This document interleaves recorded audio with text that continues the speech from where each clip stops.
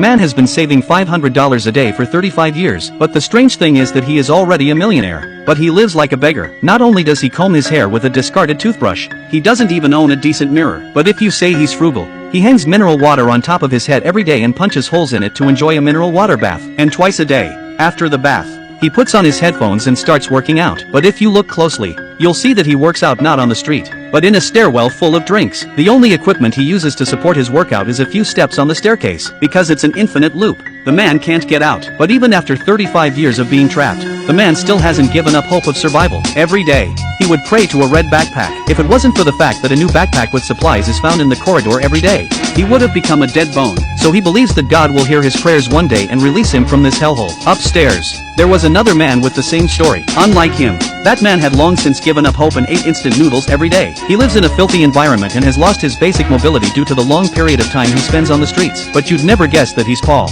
the trained police officer from 35 years ago. The man who is full of positive energy every day is the former thief. They even became good friends. Every day, the thief would carry Paul to his floor to sit together to pass the time of boredom. But on this day, an accident happened. Paul suddenly seemed to be sick and always mumbling some strange words. When the thief heard it, he thought he was too bored, so he didn't care. Paul kept reminding him not to enter the lift and suddenly got up and drew on the wall with a pen and kept saying that everything was a lie and that he was not a real person. The thief thought he was trapped and didn't know how to stabilize him. But unexpectedly, the next second Paul suddenly clutched his head and fell to the ground as if he was suffering great pain. Now he really panicked and asked Paul what was wrong. But Paul just left a sentence, "Do not enter the lift," and a red notebook and left the world.